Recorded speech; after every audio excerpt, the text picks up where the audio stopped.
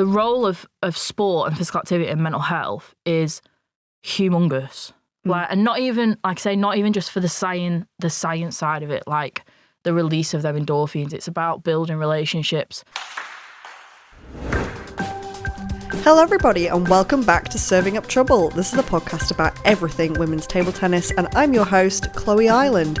My week in table tennis this week, I've been struggling a little bit on the table. I've kind of had a bit of a dip in performance and it's made me realise how important consistency and consistency training is for being able to play well in those moments when you're not feeling your best and you're not performing your best. Just being able to kind of hold the front line, as it were, and keep your position and your form and your shots correct. That can be the difference between being able to nick a game when you're not playing at your very best. So I'm been trying to do a couple of switching exercises, just trying to really focus on the consistency of switching from backhand to forehand and forehand to backhand in some different irregular patterns to see if I can try and improve those basics essentially.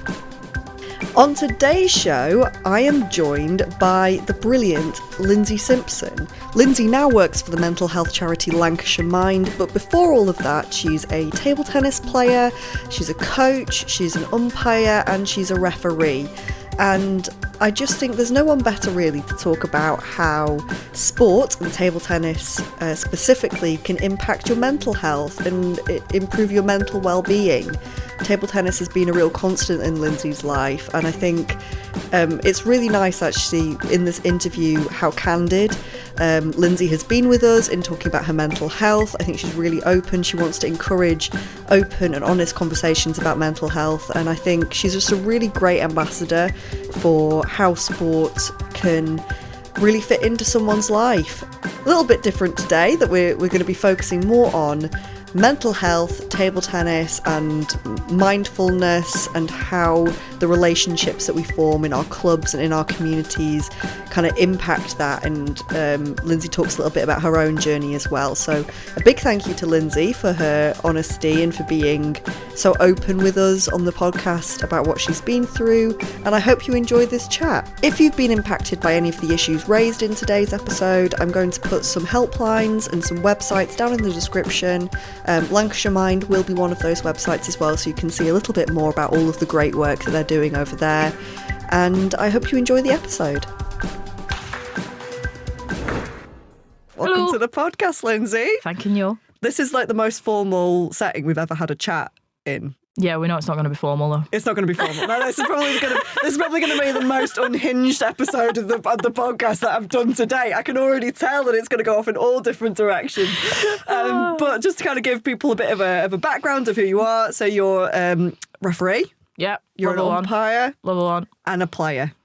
Yeah, and I've got my TO2 as well. Ah, very nice. Yeah. That's it. So a woman of many facets. Qualified coach as well. Qualified coach, absolutely. So we both kind of grew up through Blackpool Club. We did, yes. That's where we're both from. We did, yeah. The two girls. The two girls. Flying the flag. Yeah, we Literally. were the two girls. But just kind of to go back to the beginning, when was it that you first started? Because I wasn't playing when you first came to Blackpool Club. No, it was a while ago. My brother used to play. Yeah. Then that's how I got into it. I think from memory, I was only 6. So from memory, I think the club were just looking for new players. Mm-hmm. And I think my brother brought a letter home or something. And my mum and dad were like, oh, this is a great idea. Come on, Linz. And I was like, oh, all right then. And I went down. How old were you? I was 6. 6. Wow, yeah, little. Yeah, so I was like the height of the table. I mean, I'm not exactly tall now. And then I went down. And that was kind of that, really. Yeah. So it was something that I always went to on a Monday night, me and my brother. I've got core memories of all my brother's mates. And when I went there, and obviously you'll remember, it used to be split into 2 sides. It was beginner's side and the advanced side. And you'd be like, oh my days, they're so good. Yeah. Katie Parker was one of the coaches on the advanced side when I was on the beginner side. Yeah. And I was like, I want to be good enough to be coached by her. Yes. That was always well, we just had Jill in before, obviously, Jill's Katie's mother, and I remember Katie coaching at Blackpool really vividly because I had the same thing. I was like, oh, I want to be playing with 100%. I want to be that good. Yeah. And then I I was always on that side. And then I got to the age of 11. And then at the age of 11, so I played cricket as well, which obviously you know. But at the age of 11, I got scouted for Lancashire for cricket. I got in. Wow, yeah. And I just couldn't sustain the two alongside each other. And I actually stopped playing table tennis completely. Yeah. And I stopped playing for 5 years. Yeah. Just big gap. Flat out stopped playing. Yeah. And then that's when the mental health came in. That's where it all begins. We're gonna get into that as we go, because I think it's a really important discussion. We've talked about like mental health and sport. Like it's one of our like go-to topics. I think. Absolutely, like, we talk about it all the time. So we will come back to that in a minute. Yeah. But I mean, you know, kind of going back to the cricket and stuff. You've always been a sporty kid. Oh yeah, haven't you? So can you talk a bit about like when you were growing up and things like that? What role did sport play in your life? I think it's probably the biggest underpinning, apart from music, which I think, which obviously we were talking just before we came in here. Yeah. A lot of people don't know in my life now the underpinning that music had in my life. But I think sport is probably the biggest part of my personality. There's no sport really that I've not had a go at. Yeah. My dad refers to me as a jack of all trades and a master of nothing. Thanks, Dad. Yeah. Cheers, pal. But like, I'm one of them people, I can pick up pretty much anything relatively quickly and play it to an okay standard. Yeah. And I'm willing to do that. Sport is my heart and soul. Yeah. Like, I love it. I'm here for it. I've played badminton. I've played football. I've played rounders, table tennis, cricket. The only sport that I'm not a massive fan of is rugby. To be fair, it takes quite a bit to, you know, like run into other human beings. But even watching it, I'm just like, why? I'm sure a rugby person could like I feel like I've just single-handedly offended a lot of people. All the rugby people. I'm really sorry. But it's just not for me. Not for you. Fair enough. I mean, the rest, you've done quite a bit over the rugby. But yeah, it's my heart and soul. Yeah. It's the underpinning of my personality. It's the underpinning of my life. Yeah. It's my core, I suppose. Yeah. And when you kind of came back to table tennis, like 5 years later, when you started kind of returning, that's when we met. Yes, it is. And you kind of started, I mean, you know, you were also very young, you know, as was I when we started doing our umpiring and things like that. And we started, you know, being mentored a bit by Brian, kind of like gently at the beginning, but then like more involved. Brian, let's definitely be talking about Brian Jackson Absolutely. in a bit. But yeah, he's definitely kind of... If we're talking like Blackpool Club in terms of a family, I'm like, he's my mad uncle. Oh, he's my your dad. Absolutely my dad. Yeah. So tell us a little bit. But when you came back, I mean, where was your life at that time, and also what role did table tennis kind of play? Christ, my life was a mess. An absolute mess. I was 15, 16.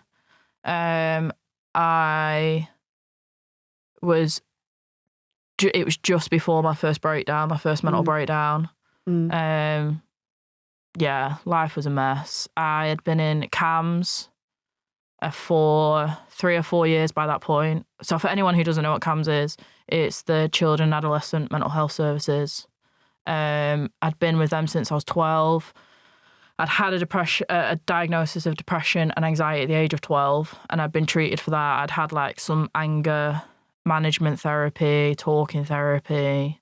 I hated high school passionately. I'd moved high schools from being bullied, never fitted in at school. Yeah. And I would go to school, I would come home, I probably had 2 or 3 friends, if that. And it was literally just, I'd left Lancashire because I couldn't sustain that. The cricket? Cricket, I'd left cricket. Couldn't sustain that. I was too unwell. And I'd actually stopped playing cricket at grassroots level as well by that point. So everything I'd known had gone. Yeah. So it was like, well, I'll just go back to table tennis. My mum and dad were like, you need to get out of the house. You need to go and do something. So I was like, okay, well, I'll just go back. So I went back. And by that point, do you remember before the 6:30 session, they were doing that like beginner session? Yeah. So I went down to that for like 1 week. Yeah. And they're like, hang on a minute, you can still play. And I was like, it's like, yeah, you're not a beginner. Yeah, you can I still hit a table tennis ball. Yeah. So I went back to the 6:30 session, but to encourage me like out my shell a little bit, they were like, come down and help for the 5:30 session. So I got into that. I was doing a bit of coaching, a bit of volunteering with good old Ronnie. Yeah, Ronnie Bennett. He was quite literally the heart of those coaching sessions at that point. Yeah. Which obviously your dad now is. Yes. Bless him. And that sort of like became, that became me. That was all I ever left the house for apart from school. And even then, I didn't really go to school. I hated it. And that was when table tennis quickly became the only thing that I essentially got up for in the morning. Yeah.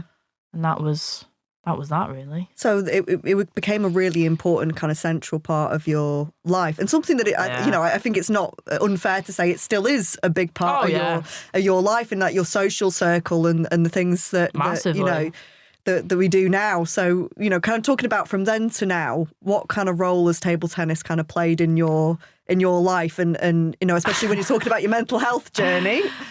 How has table tennis kind of linked in with all of that? I mean, obviously, we only recently, December? Yeah. I mean, only recently December, which I'm sure we'll come on to later. Only recently in December. I mean, what am I, 7 times in? I've lost count of the amount of times that table tennis has literally saved my life. Literally saved my life. And obviously, most recently, we were only talking about it, like I say, in December. Yeah. Which I'm sure we'll come on to later. But table tennis is my world. Mm-hmm. It is my world. When everything goes wrong, sometimes I disappear, and people know I disappear. Yeah. And then I reappear, and they're like, "Where have you been?" Yeah. And like, only recently, like, I went into my league club, and Peter Mitchell. Yeah. Obviously, I put that Facebook post on maybe like 3-4 weeks ago about what I've been through most recently over the last few months, about how, like, obviously, most recently been through a toxic relationship, quite abusive, which destroyed me. Obviously, like, I nearly lost my life through suicide. But after that Facebook post, Peter came up to me and he went, "I seen your Facebook post." He gave me a hug and he went, "I just want you to know I'm really, really proud to know you." That's such nice. And I was like, okay, I'm going to go and play now. Now you've got to play him in a league match. It's like, how do I beat you after you said that? I know. And do you know, every time I end up in this really low, negative place in my life, these people from table tennis come along, that some of them, like Sandy, I only see her at events and stuff like that. She knows me. We have these chats. I love the lady to pieces. People like Peter, I only speak to him at table tennis. They come along and it's the people you least expect, and like, you have these impacts on our life, and I don't even realise that I do that. Yeah. And like, they come along and they're like, "We're really, really honoured to know you." And I'm like, wow. Yeah, and it's nice it's good to hear. Like, it is such a tight community. Oh, massively. People don't realise that, No. like, and there's people that I've not seen in years, but like, if I see them around, like when I go back home and I see them and, they're excited to chat with you. They want to know what you've been up to, and it is such a family. Yeah, it's ace. Yeah, it is such a family. Like, Vincenzo came up to me and just gave me a hug and he was like, "I hope you're doing well." And I'm like, "Oh, thank you." Yeah. And like, John lives in Ireland, and he was like, "I hope you're doing lovely." And I would try and do an Irish accent, but I'll just sound like a puppet, so I'm not going to. And like, because I spoke to him and Vincenzo about it at, I don't know where I was, Nottingham, Wolverhampton, somewhere. Yeah. And like, it just, and you don't realise, like, you have friends, like, quite literally in other countries. Yeah.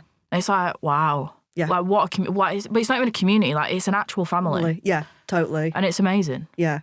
I mean, you now work for the charity Mind. Yeah, Lancashire Mind, something that you've, like, I know that's been an aspiration of yours for many, many years. So I'm absolutely thrilled for you being in this position. I think I can't think of a better person to be doing it, to be honest. But, well, one of the things that you do is you kind of like, you go to schools and young people's groups and you kind of talk about suicide prevention and things like that. So kind of coming from that, from a sports perspective, how important is sport and physical activity and kind of encouraging those communities to like young people and to people's mental health? Can you talk a bit on that? So I deliver a project called Bounce Forward Resilient Minds in schools. And part of that we talk a lot about resilience, and the kids often talk about, when they talk about their coping strategies, they often talk about sport and exercise. Yeah. And they often say, oh, I got football and my mates like pick me up, because I don't see them when I'm at school. Yeah. So often like children are starting to like talk about now, it's not just about the release of endorphins and serotonin, or more commonly known as the happy hormone. Yeah. They're starting to now talk about seeing their friends, or the relationships they have with their coaches or their managers, or even other people's parents. Yeah. I mean, that links quite well in with all of this. And it's the role of sport and physical activity and mental health is humongous. And not even, like I say, not even just for the science side of it, like the release of their endorphins. It's about building relationships. Poverty in the modern day society is huge. Like, we show a video in one of our projects, and it states a fact that if you have clothes on your back, a roof over your head, and food to eat, you are richer than 75% of the world. Wow. And it's like, you can see the kids at the age of like 9 and 10, they're like, wow. Yeah. And I'm like, that's 3/4 of the world. So you are rich, you are in the 1/4 of the world that's richest. And they're like, whoa. And like, so then when you like start talking to them about that, and then they start talking about like relationships, and you take them away from home, and it's having those extra people to go and talk to. So they see the teachers every day, you see your caregivers every day, but you don't see your sports coach every day. Sometimes having that close relationship that's not someone that's constantly there is often a good outlet for a child. Yeah. And obviously for yourself and me, like obviously you've seen that in me. Yeah. That's been my gold all the way through my journey. And I'm living proof that works. Yeah. And I think that's probably the one thing that I think we're missing at the minute when we talk about sport and mental health. We always talk about the science and the release of the happy hormone and all that kind of stuff, but we don't talk about the relationships that we build through it, the families that we build through it, and the communities that we build through it, if that makes sense. So like for me, I think that's integral, because you can get the science, you can get the happy hormone release from running around the block. Yeah. But you don't get a second dad or a second mum or a crazy uncle or a crazy auntie. Or an adopted sister or an adopted brother. Do you know what I mean? You don't get that. Yeah. But you get that from going to a sports group every week. From a club. Do you know what I mean? Like, yeah, definitely. So I think like that's the one thing that's really integral about linking sport in with mental health. Yeah. I mean, talking about like the women's side of it as well, I think that's actually something that's missing a little bit. We're just talking to a few other, when we're doing this podcast, and we're like, we don't, unless it is like a women's tournament, we don't see each other that much. We usually when we're training, when we're playing league matches, I'm playing men like 90% of the time. Yeah. And that's fine. Like, I know I enjoy it. I love it. Yeah. It's not an issue, but it's more like, when we're talking about like having that community of friends and things, like we do have those communities, but in terms of like the women's circle, I think that is something we're missing sometimes, that we're not always having that community for, women and girls, that we're talking with each other, we're creating those friendships and things like that, because we're all like plotted around. But when you say like you're used to it and you don't mind it though, but we're used to it and we don't mind it because we've been conditioned to be used to it and not mind it. Yeah. Like if you think about it, like growing up, we were probably really, really lucky that we had each other at the club at a similar age. Like how many years is there between us? Oh, no. What are you? I mean, I'm 30, sorry. Since when were you 30? No, I was going to say 23, but I'm 24 now. I'm 30. 24, so it's like 4 or 5 years between us. I'm 29 in June. Yeah. So like we were really lucky that we were that close together. Yeah, and because we were both in the juniors together, we used to like go to tournaments, go to training days and things like that. So that was like always we were really lucky we had that, but like a lot of people don't get that. Yeah. There's only 3 girls in my division. Yeah. And there's like 14 teams in a division. Yeah. Do you know what I mean? We're few and far between. I mean, it was always, I think usually it was, because we had the Blackpool closed, and it was always me, you and Tamar. Oh, yeah. And it'd be like a round robin for the women's every year. And it was always It was always a clash between me and you every year. Yeah. I haven't said that. You started to get better and you started to compete with Tamar, and I was just like, I'll just turn up for the giggles. It's half of my issue. Yeah. I turn up for the giggles, don't play properly. I like the banter. But I create the fun. You do bring the fun in. I mean, and now playing in the league, I mean, it was quite nice because you texted me and you were like, I'm thinking of getting back into it a bit more and playing a bit more, which is great because, I'd love to see you play more and see if we can go to some matches together. 100%. That would be really, really good. Yeah, definitely. Yeah. Definitely. So what's like behind that mindset? What are you thinking like, I might like to play a bit more again? Just travel a bit, I think. Start getting back out there. I think with everything, like certainly the last 12 months of my life, I'm now in the mindset I'm very grateful to still be alive. Yes. I am finally now in that mindset. Mm-hmm. Things are starting to figure themselves out. I'm in a more positive mindset. As always, table tennis picked me back up. Mm-hmm. As always. Yet again. It's amazing what a little game can do. It's amazing what a white ball and a little wooden bat can do. I don't know. I've got about with my. I've always got about with my officiating and stuff like that, my coaching. But I think like I've never really believed in my ability as a player. Yeah. That self-belief thing, confidence, yeah. And I think one of the things, like my own self-confidence, even like just as a person, has always been something I've always struggled with. And if there's anywhere that I'm going to find a way to build that, it's in table tennis. Mm-hmm. So if I can learn to build my confidence in my ability as a player, which is something I've always struggled with, if I can do it in my ability as a player, then why can't I do it in my ability as a person? Yeah, that's a great way. So that's my theory. And I mean, I guess you've got to start my goal this year is to try and get into the top 50. That's my I've called it like the race to the middle. I'm on a race to become an average table tennis player. That's what I'm really on a race to just get on the ranking list. But that's what I mean. You've got to pebble your way up there. You've got to do these little stepping stones and set those goals because that's what helps to raise your confidence. Exactly. I'm not going to aim to be England number one, because I don't think that's going to help me with my confidence. Tin Ho who? Yeah, Chloe Island. I could take it. No, I think I've got quite a way to go before I get there. But I'd like those little goals that really help you to build your confidence. I mean, I've been trying to do it even in practice. I'm like, okay, today I'm really going to work on opening up because that's something that I really struggle with. Especially in a match sense, I tend to flat it. You do. I do. I'm a slapper. I try to loop everything and it just goes wee. Yeah. But yeah, I think that's I'm setting those goals like in the session where I'm like, okay, I'm going to try and in this match.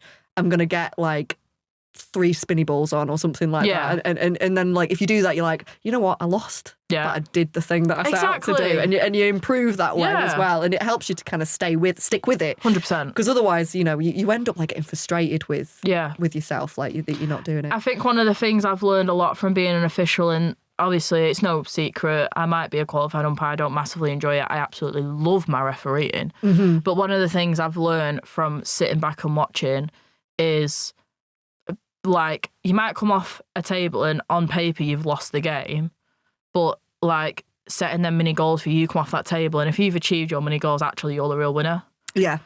And a lot of people don't see that, and that's just a mindset change. Mm-hmm. And like I think seeing like young kids and going up to them, and obviously it comes from the training I've got from my job and my own lived experience and stuff, and being able to help kids see that has massively helped me. Yeah. Like, I don't think kids realise the impact they have on you. Yeah. When you see them doing that and you're like, if you can do that at 9, why can't I do that at 28? Yeah. Yeah, it's a good... Do you know what I mean? Yeah. And I take so much from it from just sitting back.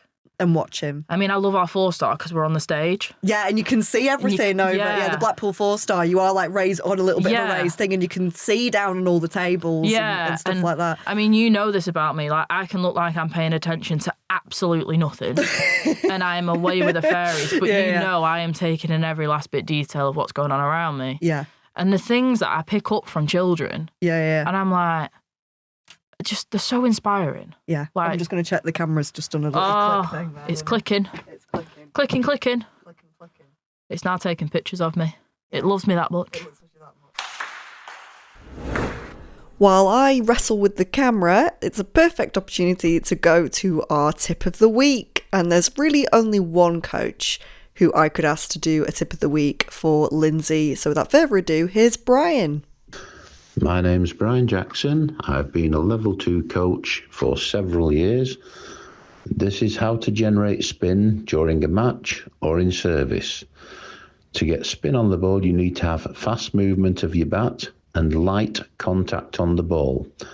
To get fast movement of the bat, use the fastest joint in your arm, which is your wrist. So as you're going to play your shot, a flick of the wrist will move your bat faster.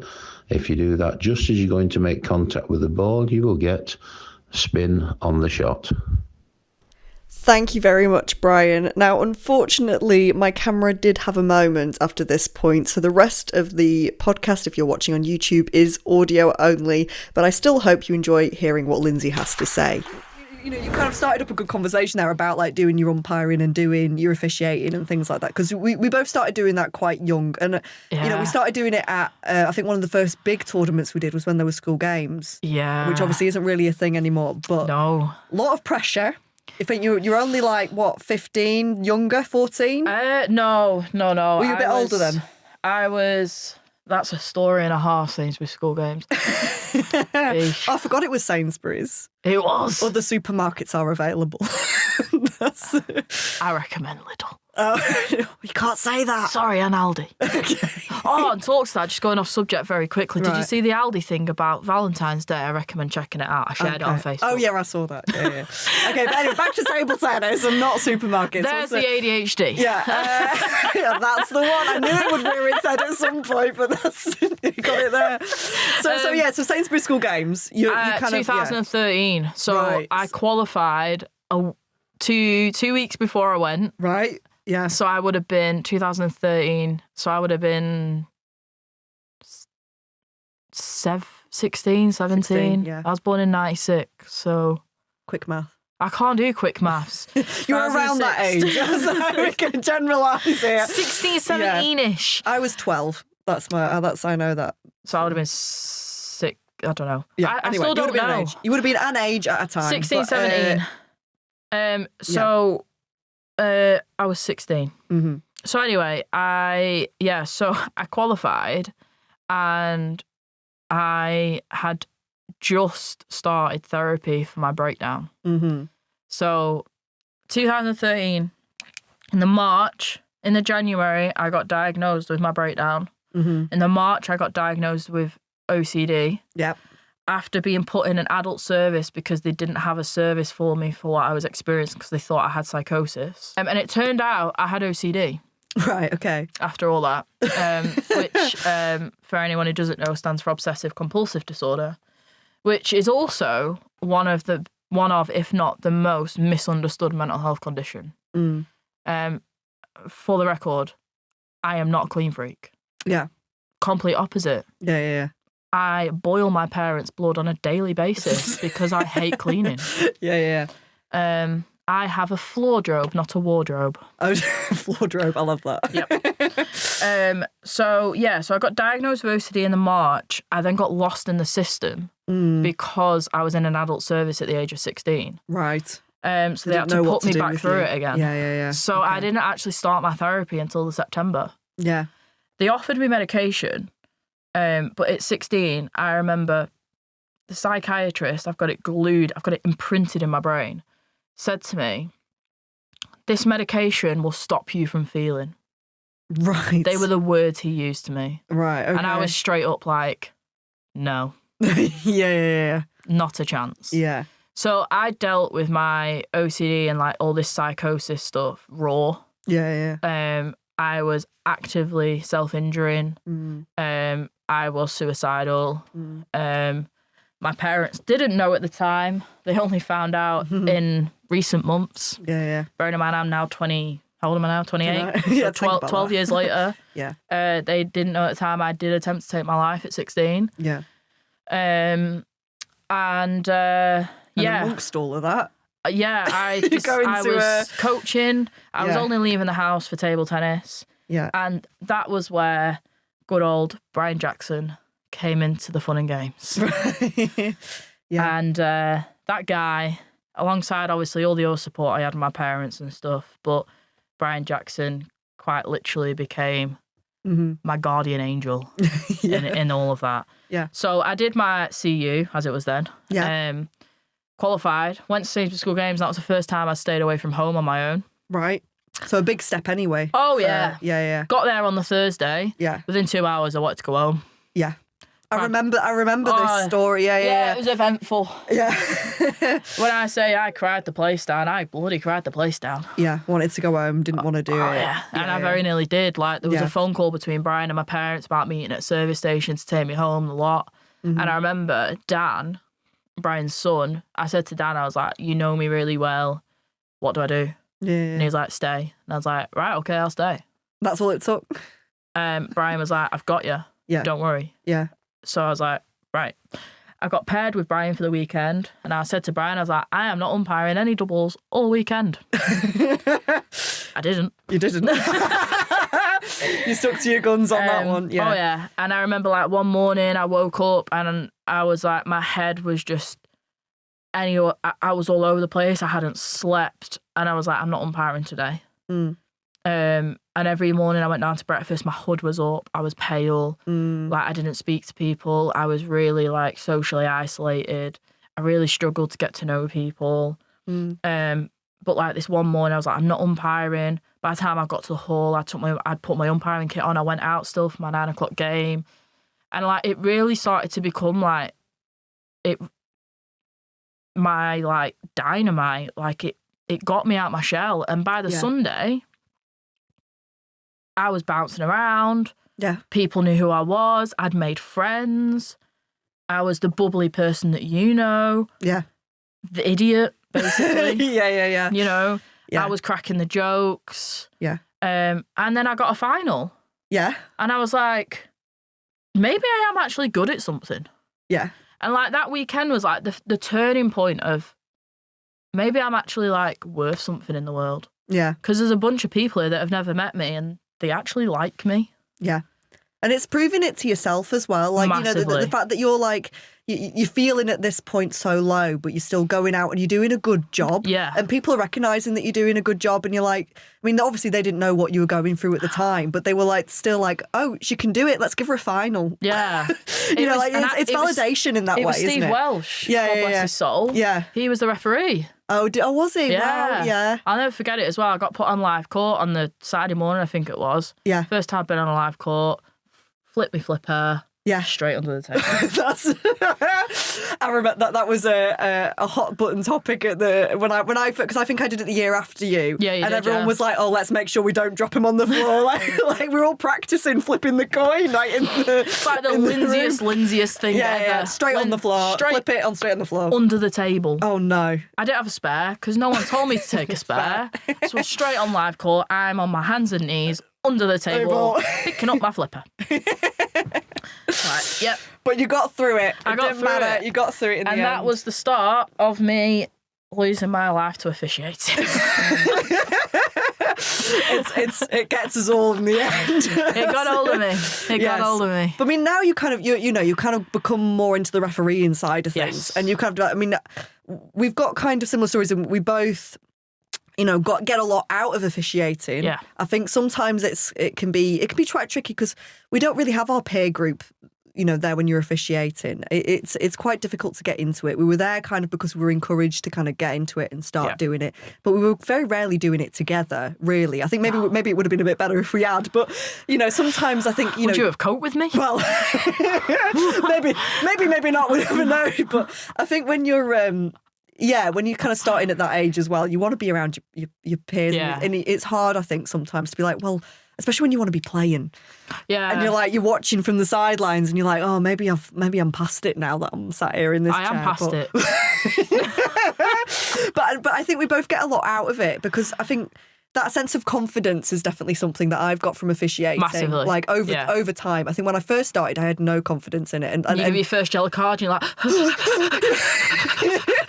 Yeah, especially I think my first match on was a junior boys, and I was paired with Karen Tong, bless her. Oh my gosh. And I was just there, like I had to give a yellow card, and it was just like a little me. But I think I brought the red card out by mistake, and I think I can just remember Karen like looking at me dead on and just slowly shaking her head. I remember my first yellow card. Like, I know what player it was, I know where I was, I know it all. And for the record, we don't want to give yellow cards. No, not really. Common misconception. We do not want to give yellow cards. It is terrifying. But when you're little, I think these days, when you gain more confidence with it, when you know what you're doing, not bothered. I'm like, yeah, you know what you did. Like, your player know what he's done. When I'm a referee, like wandering around, if players are kicking off, I'm like, I will just give you a yellow card. Yeah. Just please stop. But getting into refereeing and that confidence boost, having the confidence to do that, I mean, that's a big step. Massively. From where you were, before. So, what now when you're a ref, where's your mindset at? What do you kind of get out of that experience? I mean, it's weird for me because a lot of people think I'm a very confident person. And it shocks them when I tell them I'm not. Yeah. Because you know me better than a lot of people, and you know I'm not a confident person. No. But I think with refereeing, what I like about it is I'm not centre of attention. Yeah. Because I feel like with umpiring you are. Yeah. And also with my ADHD, which obviously I only recently found out I had a couple of years ago, which answered a lot of questions for me. It answered a lot of questions for me as well, mate. That's why, thank you. Unless so many things makes more sense. I feel like we're being let down by the camera not being on because I'm very animated. You today. are very animated, yeah. Anyway, but with the desk, I need to be able to do multiple things at once. Yeah. And with the ADHD brain, I can do that. Yeah. Because I am stimulated.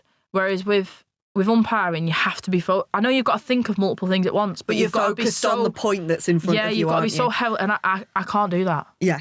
It's I just can't. It's mentally quite draining. I mean, I know that people think, you just sat up there for a bit, but you aren't. You are focused in on the match, and you have to be on it because usually the match could pass and nothing that exciting could happen, but you have to be prepared for when it does. Exactly. Because when it's something unusual or something does happen, all eyes are on you, and you have to make that decision and be calm and collected while doing it. So it's a different kind of skill. Whereas with refereeing, you're managing a lot of... You've got a finger in a lot of pies. Massively. And you're having to, use that ability to be involved with multiple things, and you've together. Got people can have a scratch entry, or this person's dropped out, and you've got this parent complaining about that, and that coach complaining about, and this And I think one of the things about mental illness is, even now, because obviously it's very apparent, I still struggle with my mental health significantly.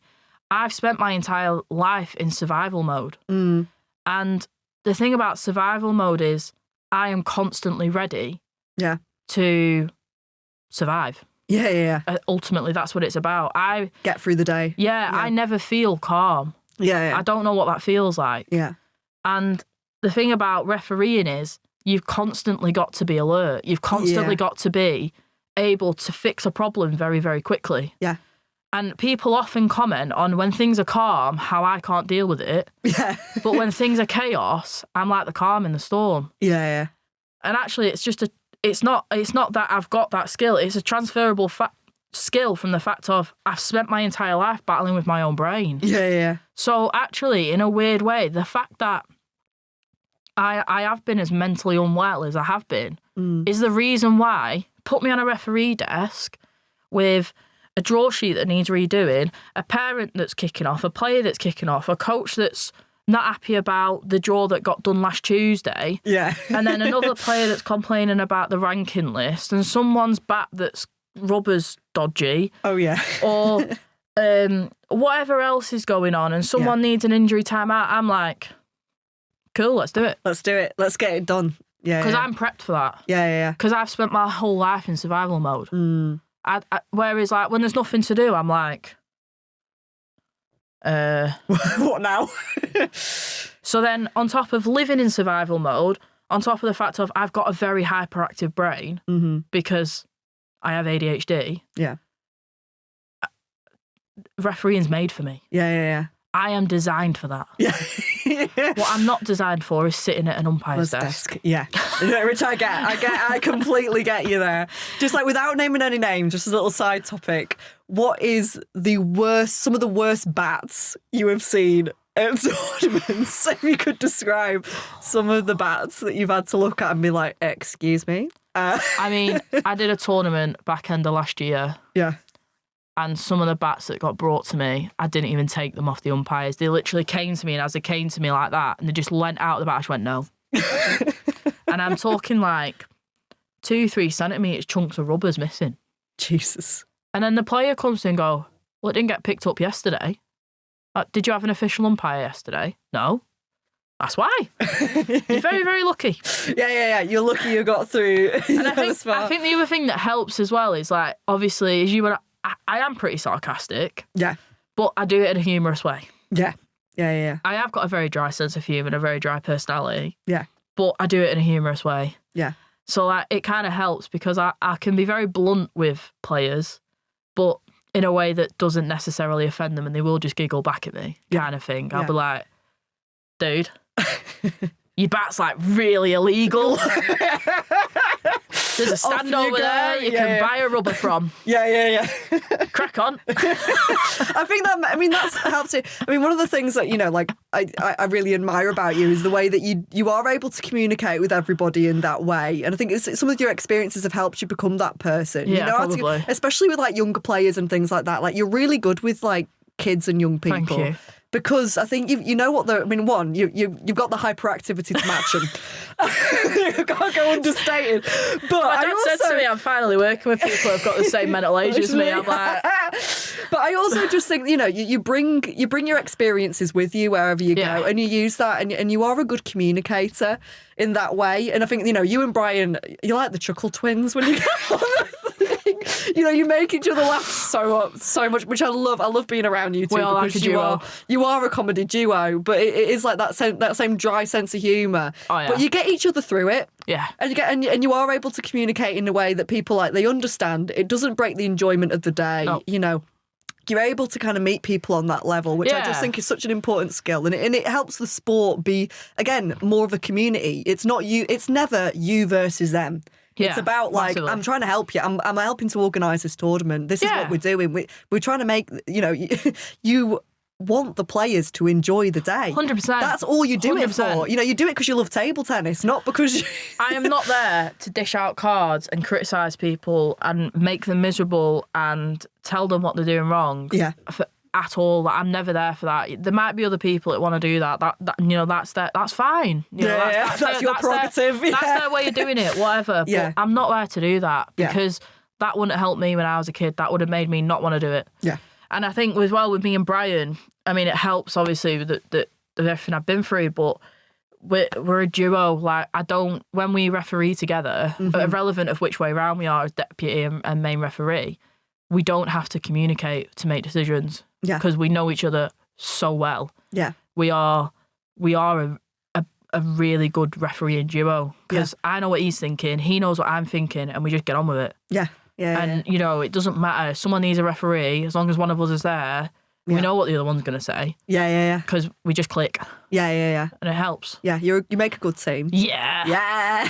Good old Brian. Just to finish off this chat, you know, kind of bringing it back to women and girls, because I feel like it is like getting better the situation with like more women playing, Definitely. Like more tournaments and things like that. But it used to be like, what do you think, like, coming from a general sports perspective as well, what do you think it is that like girls and women kind of want to get out of sport? And, is it something different to men? How do we kind of encourage more women to pick up a bat, basically?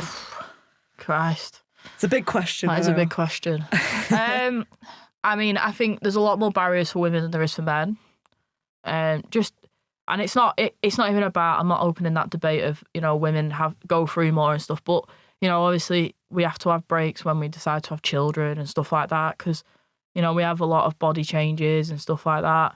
And, that big scary word that no one talks about of periods and stuff like that, that does affect us. Yeah, totally. Like, I am conscious when I'm on my period and I play table tennis. Oh, 100%. I am very mindful of that. We that. don't talk about it that much, but I mean, really, it's a very normal thing. When you play sport, you are aware of it. You are aware, and sometimes it's I think it affects me a lot because I get quite nervous sometimes, especially when you're in like short shorts and your mind's not on the game. It's on, and I'm in significant amounts of pain over here.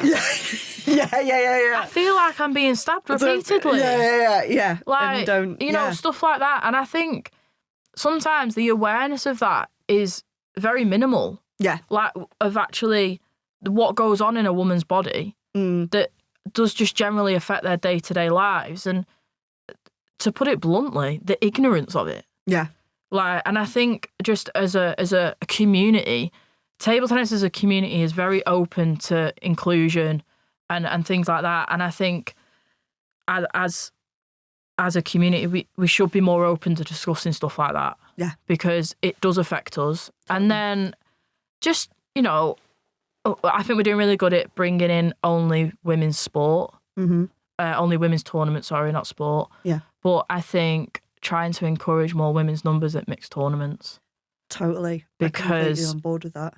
That's what's going to bring more women into our local leagues, stuff like that, because we need more presence of women in local leagues, because that's what's going to bring more women into our officiating, into that kind of stuff. It's making those environments accessible. I think, for a while there's just been this mindset of, it's not for me or I'm going to get beaten or things like that. And there hasn't been that, come and have a go, come join a team. 100%. And, a lot of the tournaments that I'm doing this year while I'm like trying to get up the ranking list, they are mixed tournaments, which aren't going to help me ranking wise, but it's going to help my game. Yep. I know I'm going to get some good matches from them. And I think sometimes it's just like ripping the Band-Aid off. Go have a go. Go to some of these 1 stars and 2 stars, see how you get on. And I think sometimes that clash of styles, with men playing women, sometimes it works to your favour, because they're not used to you. They're in their heads. I think that, sometimes like women play a bit like closer to the table and a little bit like fast. I think the women's game is faster sometimes, especially when you're at 1 star, 2 star level. I think that close to the table, quickness. You find a lot across a lot of sports is that the women's game, just generally across sport in general, is the women's game is a lot more technically played. Women play the game with a lot more technique. They're more focused on playing it technically correct. And if you just watch that generally across any sport, you'll see that. Yeah. And I also think as well that generally the more get up and go. Right, yeah, they've got the drive because they've got, especially when there's something that happens when you are like one of the few women in a room full of men. 100%. There's that mentality that flips on where you're like, oh, I've really got to, I've got to try. I want to do well. You get that drive sometimes, like you've got that, like maybe just a healthy amount of delusion 100%, where you're like, I can 100%. win. I'm going to do it. I'm going to get it. And, And I think I'm guilty of this. I've always grown up, especially playing cricket. Yeah. I was always the only girl. Yeah. So being in a room full of men playing sport doesn't faze me. Yeah.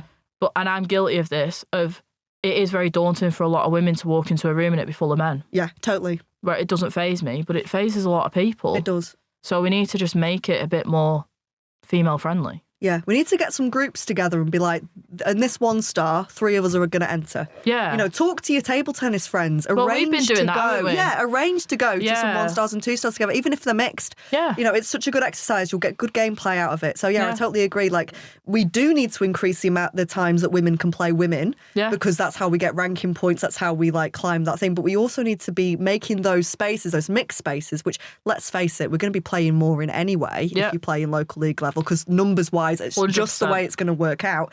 Make them more accessible. Make it so that we're able to come into those spaces and have a really good time at a tournament. Exactly. And that's all we've got time for this week. But before I go, I'm going to talk about my champion of the week for this week. My champion of the week this week is Lily Zhang.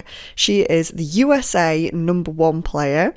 You might know Lily if you spectated at the WTT feeder event in Manchester last year where she won the women's singles. She's ranked 52 in the world rankings as of time of recording. She's a 6-time US national champion. In 2011, she was a bronze medalist in the women's singles and the women's team event at the Pan American Games and won the women's doubles title at the Qatar Peace and Sport Cup. Her journey to the 2012 Summer Olympics is featured in a documentary called Topspin, which I think is still available for purchase on the filmmaker's website. I'll put a link below. Lily also plays for the Bay Area Blasters in Major League Table Tennis in the US. And if you're not watching that, I'd highly recommend it. They just signed a deal with CBS, so it's a major table tennis league on a major broadcast network channel in the US, which is very, very cool development and very, very good for the sport. I will put Lily's socials in the description so that you can go and follow her and see what she's up to. Thank you for listening to this week's episode of Serving Up Trouble. We release episodes every Monday, and in the meantime, please follow us on Instagram and TikTok at Serving Up Trouble Pod, and leave us a review on Apple Podcasts and Spotify. We'll see you next week. Bye!